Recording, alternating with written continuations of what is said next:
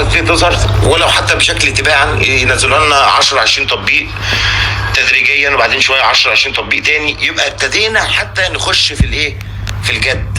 فلما اشوف انا اعلان طلع لي في فبراير يقول ان من خلال الاسبوع ولا الاسبوعين اللي باقيين في فبراير او مارس هنبتدي التحدي، هل التحدي ده اطلقوه؟ لا. يبقى هو ده اللي عمل لنا ايه، العامل بالنسبه لنا ايه، لخبطه.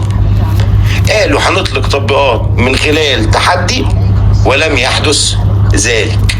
تمام، يبقى احنا ما اتلخبطناش ولا حصل عندنا خلل في اي اجتهاد قلناه، ان مع التحدي ده واطلاق التطبيقات هنبتدي نقدر ان احنا نشوف قيمه الباي اكيد في ليفلز اعلى او مستويات اعلى. العشم انا عارف ان احنا كلنا بنينا العشم ده، بس بناء على ايه؟ على تصريحاتهم. هم راحوا جايين وراحوا عاملين المحطه بتاعه القيمه بتاعه $2 وسابونا طلعه نازله وسابونا للخوف. ومفيش حاجه هتطمنا بعد الله سبحانه وتعالى غير ان العقل يكون بيفكر زي ما قلنا ورابط المشهد كله وفي يقينه وفاهم يعني ايه مشروع الباي وقد ايه هو مختلف عن اي حاجه تانية في الدنيا وعن اي مشروع تاني من العملات المشفره، وشايف المشهد العالمي كله بيتحرك في انهي اتجاه. لازم الصوره تبقى كلها كامله مع بعضها. تمام، مش السؤال بقى هو اللي احنا كنا متوقعينه ده واطلاق التطبيقات ما حصلش ليه؟ هو ده بقى السؤال اللي لازم نفكر فيه بصوت عالي عشان نوصل لاجابته. بس عشان نوصل للاجابه دي لازم نعدي على كام نقطه الاول. تمام؟ طيب، اول نقطه لازم نفكر فيها هي بدايه $2 دي وضعها ايه؟ وضعها ايه مقارنة بالمشاريع التانية؟ لما هنيجي نبص على باقي العملات، انا عايز اقول لكم ان الاكس ار بي وصلت $2 بعد سنين وسنين. البيتكوين وصلت $2 تقريبا بعد سنتين. بصوا على كل الكوين ماركت كاب وبصوا بصة كده هتلاقوا ان اكتر من 95% ما كانش 99% من المشاريع القوية الحقيقية، لان الكوين ماركت كاب طبعا مليان عملات سكام وعملات ملاش اي قيمة و لكن لو بصينا نظرة موضوعية على المشروعات اللي بجد حقيقية وليها بروتوكولات ومبنية على البلوك تشين راسخ والكلام ده كله، هنلاقي ان 99.9% منهم ما ابتداش $2، ده وصل $2 بعد فترة.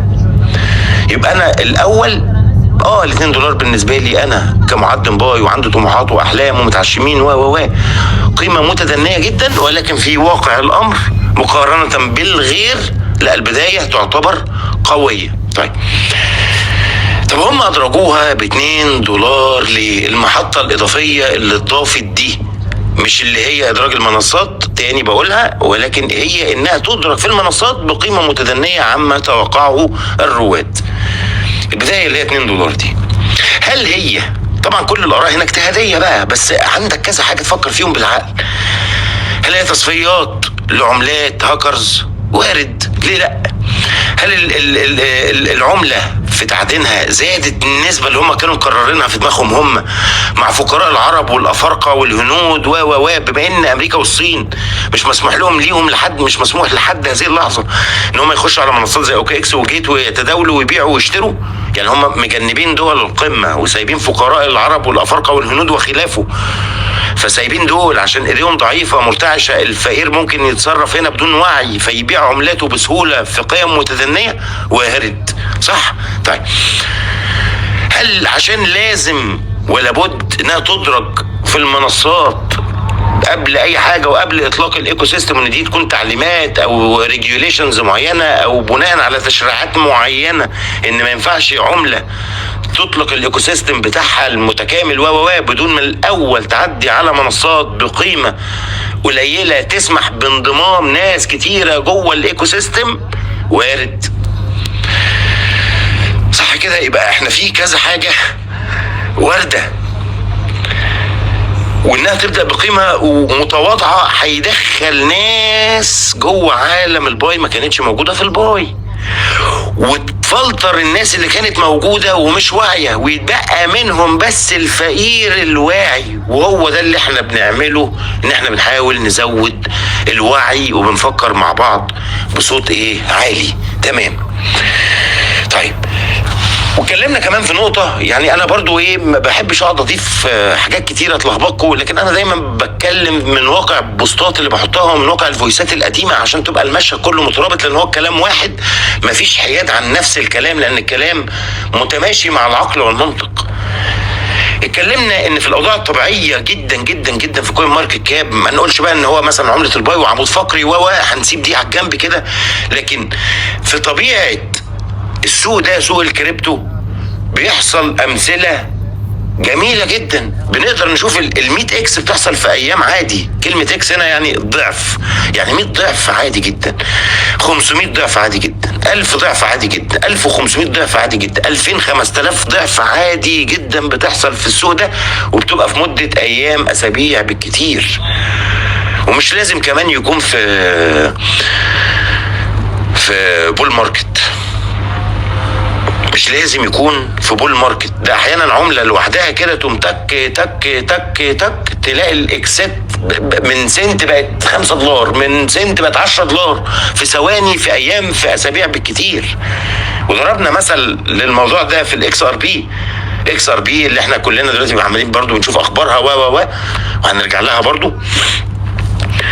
مع كل اللي بنشوفه مع الاكس ار بي ده، انا عايز اقول لك ان الاكس ار بي عشان توصل ل $2.5 و$3 في لحظه من لحظاتها، كان بنهاية 2017 اوائل 2018 عملت 1500 اكس في اسبوعين ثلاثه. في اسبوعين ثلاثه عملت 1500 ضعف. فكر فيها كده في عملتك، بعيدا بقى عن نبع عمله النظام القادم وعمود فقري وكي واي سي، سيبك من الكلام ده كله. بص فيها ان هي ممكن جوه السوق ده تلاقي انت نمت داخل تنام وهي ب$1، تصحى يوم 2 3 4 5 تلاقي $1 دي بقت 1000 عادي. والله العظيم عادي. نطلع الموضوع ده من دماغنا ان لا مستحيل ومش مستحيل. سيبكم بقى من اللي بيحصل دلوقتي. خلي بالك لما اجي اقول لك الاكس ار بي عملت 1500 ضعف في اسابيع، ده كان بقالها سنين عماله تتحرك برده في ما فيش زي الباي بتعمله النهارده. خلي بالكم يا جماعه الخير، الباي ابتدت نظريا الشبكه المفتوحه اللي احنا مش فاهمينها لحد دلوقتي دي يوم 20 فبراير. يعني احنا ما كملناش في هذه اللحظه شهرين اصلا، احنا في البدايه قوي. نرجع لكلام نيكولاس، انطلاقه تدريجيه، انطلاقه تاريخيه. الشبكه المفتوحه ليست نهايه المسار، نربط الحاجه مع بعض.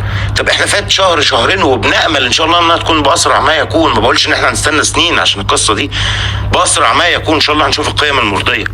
ولكن على سبيل المثال لما بنيجي نقول الاكس ار بي دي قعدت سنين شبه ما بتتحركش، عامله زي الباي كده اللي بتتحرك بقى ما بين $1 و2 و3.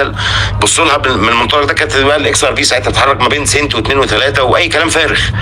وجت في لحظه معلومه ركبت الصاروخ عملت 1500 ضعف في اسبوعين ثلاثه. فيبقى ده وارد معايا؟ طبعا هو بقوه. تمام. وخلي بالكم يعني برضو مقارنه بالاكس ار بي، ده سيوله الاكس ار بي كلها تقريبا في المنصات، بينما احنا شوفوا بقى في كام واحد عامل لوك اب وكام واحد مش عارف ايه. طب بصوا على سيوله الباي في المنصات اللي هي عملات تعديلنا احنا اللي في المنصات. اعتقد الى هذه اللحظه ما كملتش 500 مليون عمله، ولا حاجه من 100 مليار. 500 مليون عمله من 100 مليار نتكلم في نص في المية. لكن الاكس ار بي اللي كان كلها في المنصات او بقى في محافظ بارده او خلافه، بس اغلبها سيوله في المنصات، وعملت الانطلاقه اللي هي 1500 ضعف دي. فتخيلوا بقى اللي نص في المية منها بس اللي هي عملات الرواد اللزاز محطوطه جوه المنصات. فيبقى وارد جدا نشوف الاضعاف المضاعفه بمنتهى السهوله. يبقى مشكلتنا الرئيسيه فين بقى واللي ملخبطانا؟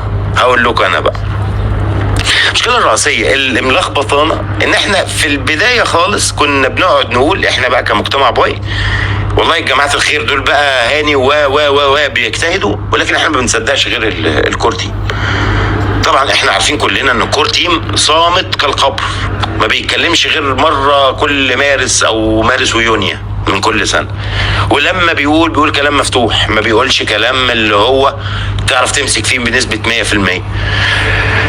فكان اعتمادنا دايما في الاجتهاد اللي احتسبناه لوجه الله تعالى ان احنا بنربط الكلام اللي هم بيقولوه مع خصائص التطبيق مع المشهد العالمي. ما بنعملش حاجه، ما بنعملش سحر، في مشهد عالمي بيحصل، في تغيرات جيوسياسيه بتحصل طول الوقت، في اقتصاد، في سياسه، في خلافه. خصائص المشروع اللي احنا واثقين فيها 100%، مع ربطنا الاحداث التاريخيه، مع كلام نيكولاس، بنربط كل ده مع بعضه. لكن كان في مجموعه دايما تقول لك انا ما بستنى الكور تيم وبس، ماليش دعوه باجتهاد اي حد. طيب المشكله بقى فين هنا؟ ان لما الكور تيم قال الانطلاقه تاريخيه وانتوا شفتوا 20 فبراير دماغكم اتحجرت عند النقطه دي، ما فكرتوش ما بعدها.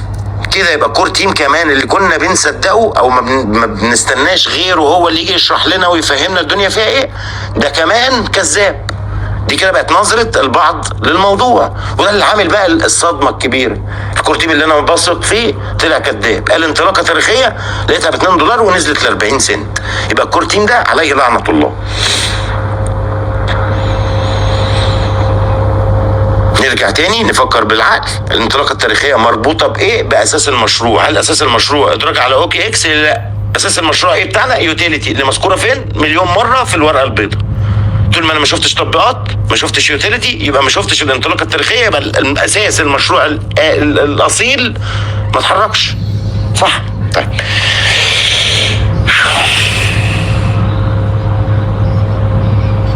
طبعا انتوا اول ما شفتوا بقى موضوع ال $2 يعني حصل طبعا لبعضكم انه فقد اتزانه. فين بقى اللي قعدتوا تقولوا لنا عليه ده؟ كده بقت اخرها يا رب توصل ل $10 حتى وانا باقي اللي معايا. وفين بقى ال 3000 وي وال 6000 وي وال 10000 وي وفي طبعا مجموعه اللي هم بتوع دعم قيمه الاجماع دول، ربنا يهديهم. وياما قلنا انها مستحيل تبتدي بالقيمه دي، لكن ممكن تيجي مع الوقت مستقبلا مع احداث عالميه معينه. لكن خلينا في الاساس. فين بقى ال 3000 واكواد كوساسيه وبتاعت انسنت وال 6700 اللي انتوا قلتوا لنا عليها مليون مره و احنا ما شفناش غير ب $2 وبتنزل وتطلع. حلو جدا. ارجعك تاني لنفس السؤال، هو انت شفتها منصات ولا شفتها ارتبطت بالبنوك؟ ما انا كلامي كان واضح وصريح، القيمه اللي اقل من 10,000 بشويه في لحظه ارتباطها بالنظام البنكي. كلام واضح وصريح، اتقال مليار مره ان نقطه البدايه بتاعه الباي غير معلومه القيمه بالظبط. مهما حاولنا نجتهد استحاله نقدر نوصل لها. هنعرفها منين؟ يبقى نقطه لحظه البدايه احنا ما نعرفهاش. طب لحظه البدايه اللي كانت قد ايه؟ ما اقل من شهرين. شفناها ارتبطت ببنوك عشان نشوف ال 3000 وال 6000 وال 10000؟ لا لسه. يبقى انا لسه في مراحل وفي محطات. ده انا يعتبر في المحطه صفر. المحطه الاولى ايه؟ اطلاق التطبيقات. طب ده انا لسه في المحطه صفر وبنتقل لسه للمحطه الاولى. يبقى انا افقد الشغف.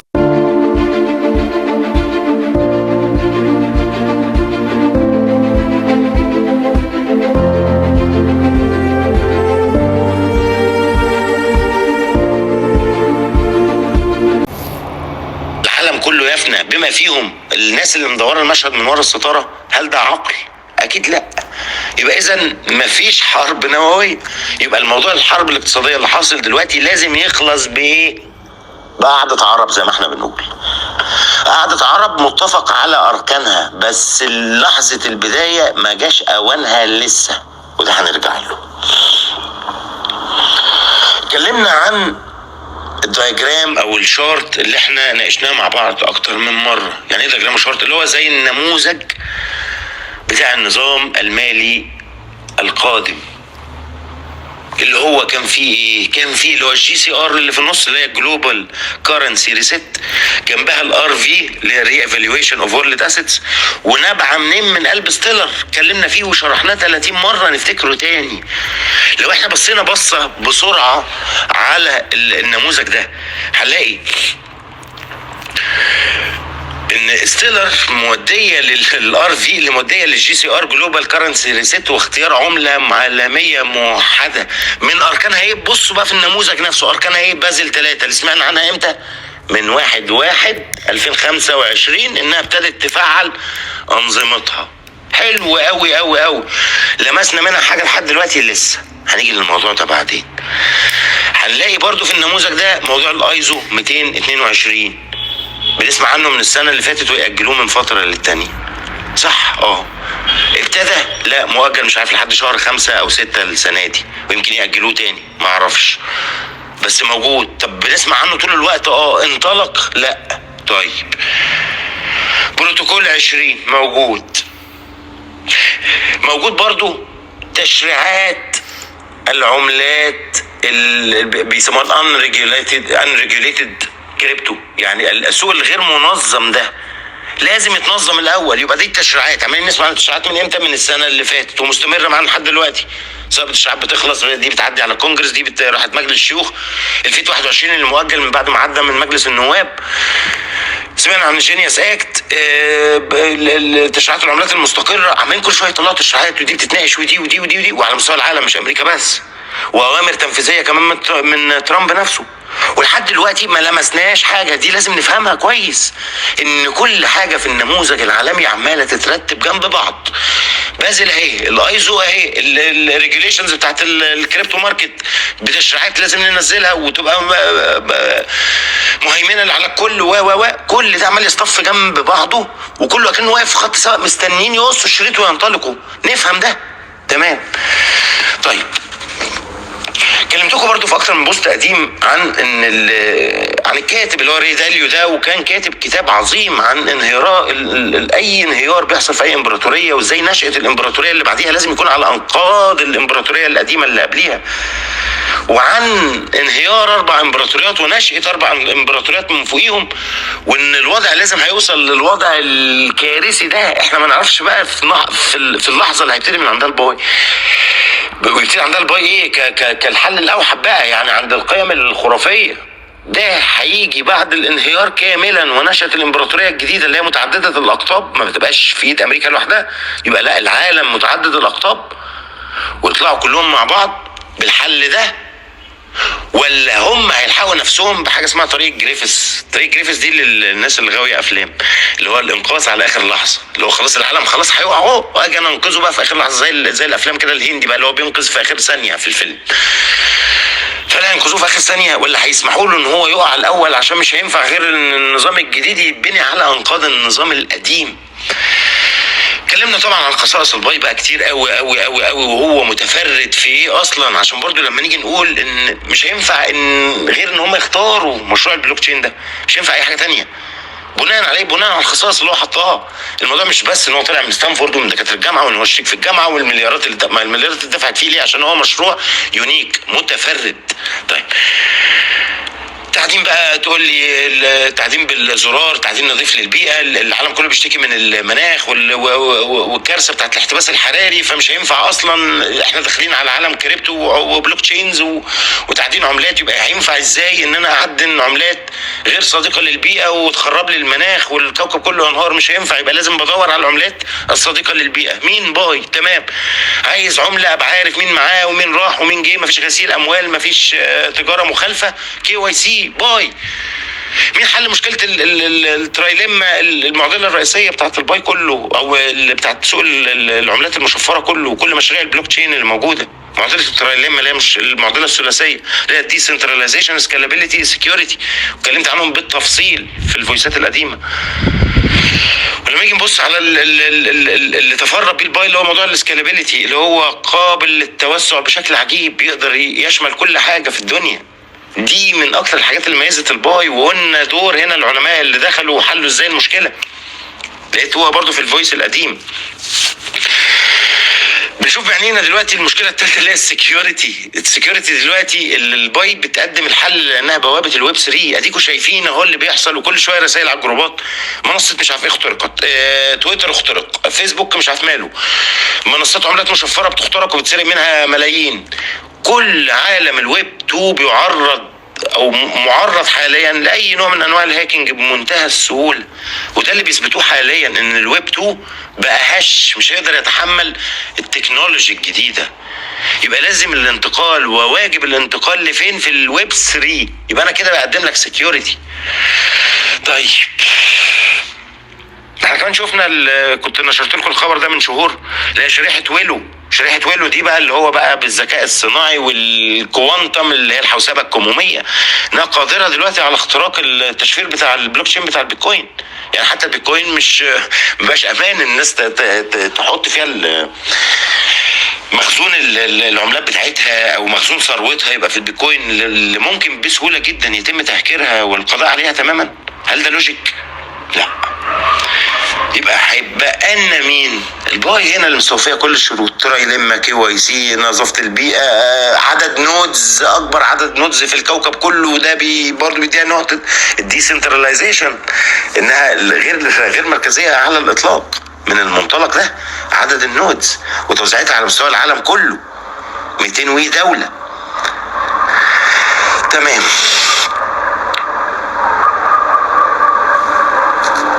يبقى كده بالعقل المشروع ده ما ينفعش ان احنا نفرط فيه،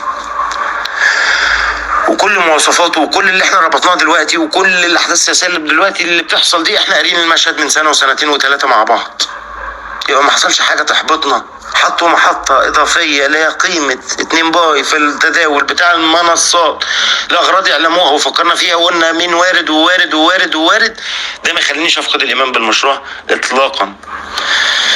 طيب، وقسمنا المشروع برضو، خلي بالكم سوا بوضوح، إن بمجرد، لان دي بقى انا بعتبرها المحطه الاولى اللي هي ايه؟ اكتمال ظهور ال 100 تطبيق او اكتر من 100 تطبيق زي ما هم قالوا. فهيكتمل الايكو سيستم هنا المبدئي بتاع الباي، اللي هو النظام البيئي بتاع الباي، اللي بيغطي ايه؟ اغلب مناحي الحياه. يبقى كده غطيت حته اليوتيليتي، تقدر تستخدمها في اي حاجه انت عايزها في الدنيا، يبقى انت كده غطيتها. وهيظهر في التطبيقات دي تطبيقات الامباسادور اللي احنا اتكلمنا عنها كتير، وقلنا انواع التطبيقات المختلفه، التطبيق العادي والتطبيق اللي طالع من هاكاثون، والتطبيق طالع من الامباسادور، يعني طالع من مؤسسه زي مايكروسوفت و مؤسسات عملاقه جباره. ساعتها هنبتدي نشوف القيمه الاوليه. الكلام ده اتكلمناه قبل كده، اتكلمنا فيه قبل كده كتير كتير كتير كتير. طيب، وقلنا ان التطبيقات دي مش هينفع تنطلق وتتحرك في قيمه 60 و70 ودولار و60 70 سنت طبعا، ودولار و2 دولار و3 دولار، مش هينفع. لان التطبيقات القويه زي بتاع الشحن الدولي البيلوت او باي تو جو وغيرهم، مخافيا كان اعظم طبعا. تطبيق زي اللي بيقدم تذاكر سفر ده مثلا، هتبقى تذكره السفر ب 700 و800 و1000 باي و1500 باي. مش منطقي، مش طبيعي، مش يعني مش لوجيك اصلا، مش هيشتغل. يبقى لازم التطبيقات لما هتبتدي تشتغل لازم هتكون عند قيمه حلوه. نعرف هي كام بالظبط؟ لا، ما اعرفش. طيب، بس لازم تكون ايه؟ حلوه. يعني المنطق بيقول كده، ان انا لما اجي احجز تذكره هلاقيها ب7 باي ب8 باي، ما كده اقدر اتفهمها. حجز الفندق الفلاني تبقى الليله فيه بنص باي ب1 باي، كده اقدر اتفهمها. لكن الليله هتبقى مثلا في الاوتيل ده ب 500 دولار، اذا يساوي 600 باي، مش منطقيه نهائيا. وكده يبقى المشروع ما فيش خالص. يبقى المحطه الاولانيه اللي هتعمل الانطلاقه التاريخيه هي اكتمال ظهور ال 100 تطبيق او اكتر من 100 تطبيق، واللي هنشوف فيهم الامباسادور، ويبتدي يكتمل معايا الايكو سيستم. بظهور التطبيقات دي لازم هتظهر الشراكات اللي هي اصلا ماضيه عقود. ومش احنا بس اللي قلنا الكلام ده، كمان طلع صحفيين قالوا، محمد ابو عاصي وغيره قالوا ان في حصل كذا كذا، وفي عقود وفي شراكات وفي تمام. ساعتها بقى اللي ممكن يحصل ايه لما يبقى القيمه دي؟ هيقولوا بقى طب ازاي هيزامنوا البتاع؟ هيبقى عندك سيناريو من 2، يا اما القيمه في المنصات هتطلع بسرعه جدا في لحظه ظهور التطبيقات والشراكات وخلافه بالقيمه المحدده سلفا، فنلاقي قيمه المنصات طلعت معاها انطلاقه صاروخيه. وارد جدا برضو ان هم يجوا في لحظه يقول لك احنا سحبنا عملتنا من المنصات. بتحصل طبعا. انا كمشروع انا عايز اسحب عملتي من المنصات، انا هرجع تاني للايكو سيستم بتاع الباي فقط. يبقى كانت مرحله المنصات هي مرحله مؤقته، ايا كان بقى السبب بتاعها ايه، بيدخلوا ناس جديده، بيوزعوا العمله، شافوا العمله مع العرب اكتر، خلافه، ناقشنا الموضوع ده كله. ولكن كانت محطه بالنسبه لهم مهمه. زودوا بقى شريحه الناس عرفت عن الباي اكتر وخلافه. خلصت المرحله دي، عايز ارجع الناس تاني للايكو سيستم، هقوم عامل اعلان من اليوم الفلاني يا جماعه الناس كلها تسحب عملتها، انا ما بتعاملش مع منصات، وتختفي المنصات من حياه الباي تماما، او تبقى المنصه داخليه عند الباي فقط، لا موجودين بقى في اوكي اكس ولا بنفكر في باينانس ولا اي حاجه خالص. كل ده هيخلص تمام. يبقى عندي السيناريوهين واردين تمام. طب لما يحصل ده والتطبيقات تطلع، كل ده احنا اتناقشنا فيه قبل كده. التطبيقات طلعت دلوقتي والشراكات ابتدت تظهر، اللي بيحصل زخم اعلامي طبعا. كل الناس بتتكلم، الحق ده في كذا كذا كذا، وبتحل المشكله العالميه، وادي اليوتيليتي وادي التطبيقات، وده في عمله الناس بتستخدمها مع بعض وقيمتها كمان ممتازه. تبتدي بقى البنوك، تبتدي ربط الاصول، تبتدي كل القصص دي تحصل، وبناء عليه مع رحله تحول رقمي ممتده هيبقى سهل جدا عليا ان العالم كله يختارها، في وسط كمان القرف اللي العالم كله عايشه دلوقتي والصراعات اللي موجوده، وكل واحد بيحاول يكسر دراع التاني. اقدر ان انا اوصل بسهوله جدا انها تكون عمله تسويات وعمود فقري للنظام. نيجي بقى دلوقتي لاهم نقطه. ايه اهم نقطه اللي اجلناها؟ اللي هي ايه؟ هو احنا ليه بقى ما انطلقناش لحد دلوقتي؟ اهو دي انا جاوبتها وانا بتكلم في الفتره اللي فاتت. طول الفتره اللي فاتت عمال اجاوبها في النص كده. ليه ما انطلقناش لحد دلوقتي؟ الاجابه بقى بمنتهى الوضوح وهلخصها لكم سريعا تك تك ورا بعض زي ما اتعودنا. هو في حد انطلق واحنا لا؟ هو ده بقى الموضوع. ما هو يا جماعه العالم كله بيتكلم عن عمله تسويات عالميه موحده، وشراكات اتمضت، وجامعه دخلت مع الامم المتحده ومضوا، وعمله ومواصفات ومش عارف ايه، الصين وامريكا والاجتهاد اللي عمال يحصل وبتاع، ودي بتحاول تكسر دي وتحاول تكسر دي، واجتهاد احنا قاريين المشهد من سنه وسنتين و بازل 3 اللي ابتدت من 1/1 مفيش. ايزو اللي بيتكلموا عنها من بتاع عايزين نفعلها كل شويه ياجلوها، مفيش برضو، صح؟ يبقى عايزين نرتب بقى الكلام ده على شكل خطوات كده. لما هنشوف ان العالم كله عمال يصطف جنب بعض وما قصوش الشريط، يبقى انا لازم هشوف برضو ان الباي ما قصتش الشريط، لانها واقفه معاهم جنبهم، واقفه مع كل دول. لما العالم يتحرك دي بتتحرك معاه. العالم اتحرك، العالم بالظبط بيرتب احجار، لكن ما اتحركش، ما فعلش. في 21 بنسمع عنها من السنه اللي فاتت، بالظبط بيرتب احجار لكن ما اتحركش، ما فعلش. في 21 بنسمع عنها من السنه اللي فاتت، عدت خطوه ما خلصتش لسه، ما انجزوهاش. كل التشريعات اللي ده التشريع الفلاني وربط البتاع، وعادي البنوك دلوقتي تقبل العملات المشفره، ودي تعمل الاقراض الرقمي، عمالين نسمع كل الكلام ده. حصل حاجه؟ ما حصلش، صح؟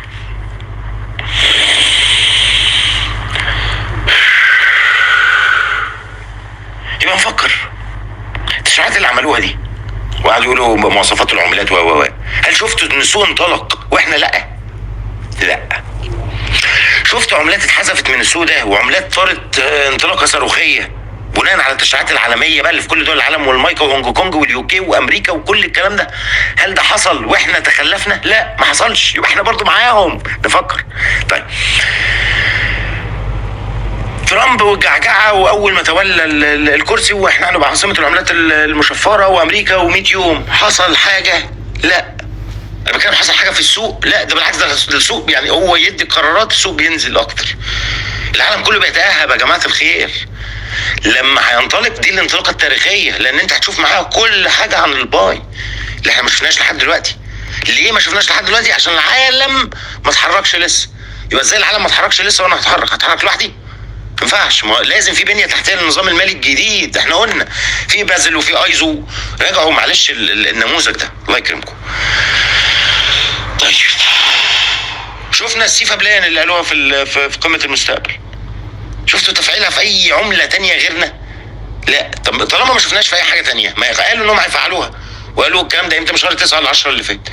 طالما ما اتفعلتش على ارض الواقع مع اي حد غيرنا، يبقى ما نقلقش، احنا مش قلقانين خالص. طيب مشروع اجورا اللي هو واحد من مشروعات بنك التسويات الدوليه، واللي قالوا شهر 8 اللي فات احنا هنختار البلوك تشين،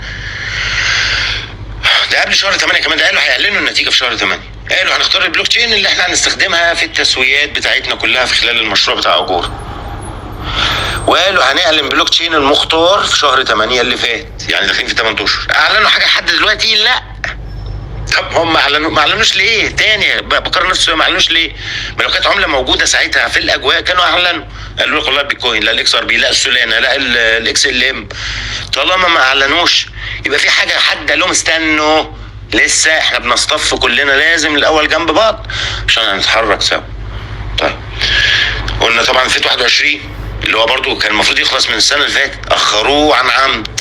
طيب شفنا مفهوم اليوتيليتي اللي كل الناس بتتكلم عنه ولازم نتجه، واللي مش عارف مين وكله بيتكلم يوتيليتي، والمنصات بتتكلم يوتيليتي، واصحاب الشركات والمطورين بتوع البلوك تشينز المختلفه بيتكلموا يوتيليتي. شفنا حد قال انا بتاع اليوتيليتي وادي اهو، فكل الانظار راحت ليه وكل الناس دفعت فلوس في المشروع ده؟ لا.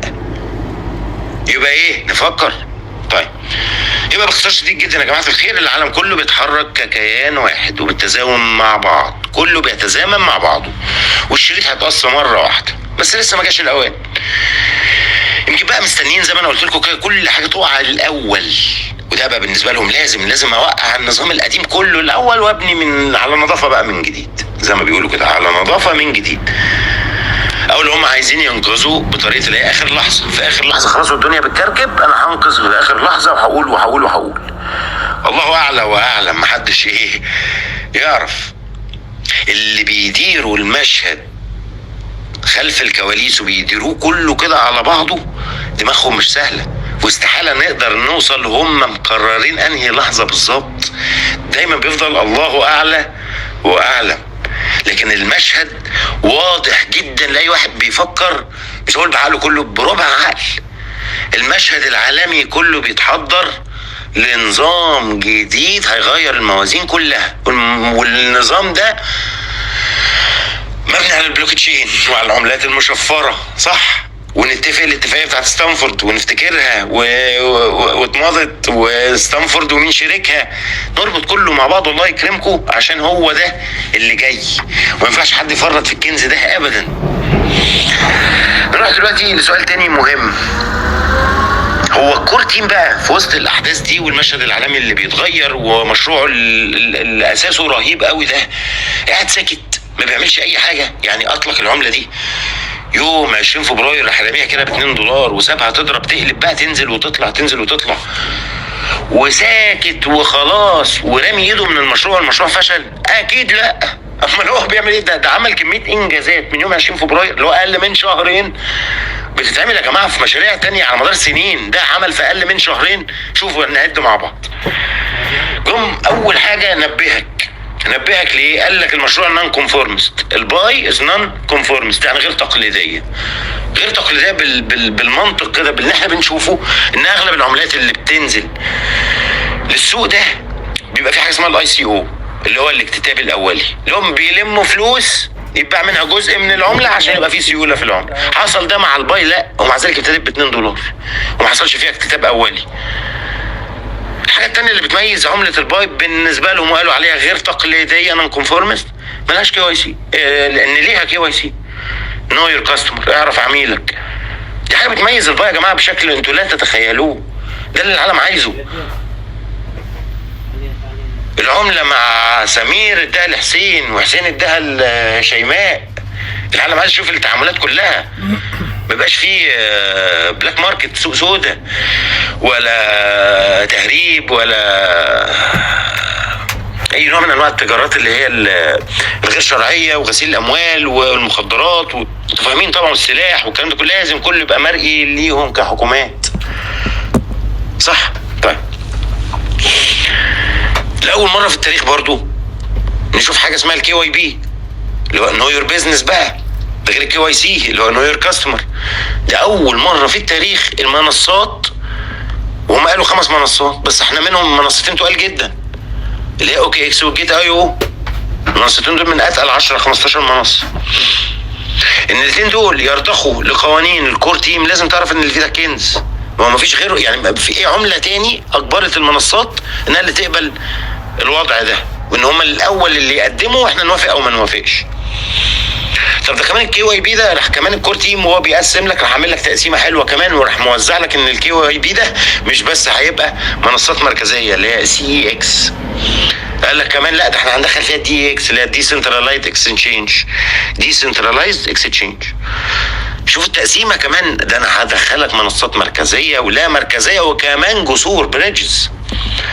ولسه احنا كل يوم الكور تيم بيفاجئنا. انت ممكن بكره الصبح تفتح تلاقي اعلام الكور تيم راح فاتح لك KYB لمجالات اكبر واشمل واوسع، لحد ما في يوم من الايام ممكن يكون قريب جدا نلاقي البنوك دخلت المنظومه، ونشوف ساعتها القيم اللي احنا اتكلمنا عنها. تمام.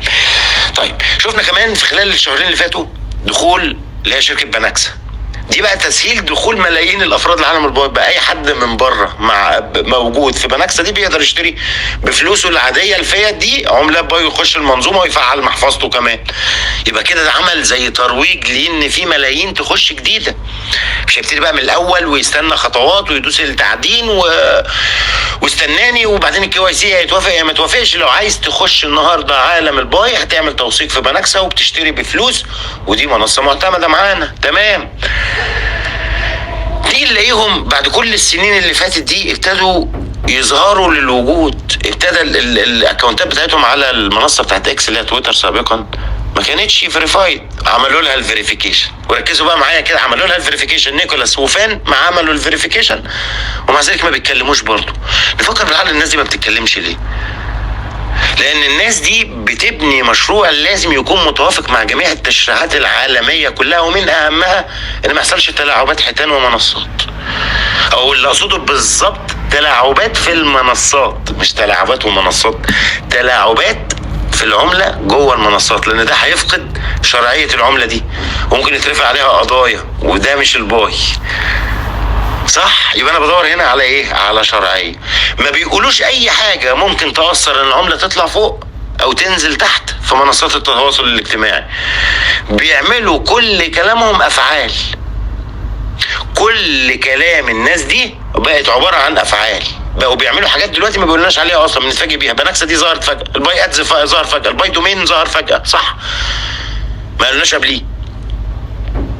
يبقى كلام الناس دي بقى اختزل خالص، بقى صفر وبقت افعال. ما قالوش بقى ان هو يطلع على تويتر بعد ما وثق حسابه، ولا بيطلع يقول لك اي خبر ممكن يأثر يعمل بامب للعمله تطلع لفوق، او بعدها يحصل ضمب ولا حاجه. يبقى انا كده بأثر على شرعيه تواجد العمله دي جوه، وممكن يترفع عليها قضايا ان فيها تلاعبات جوه المنصات. هو سايبها بقوانين العرض والطلب.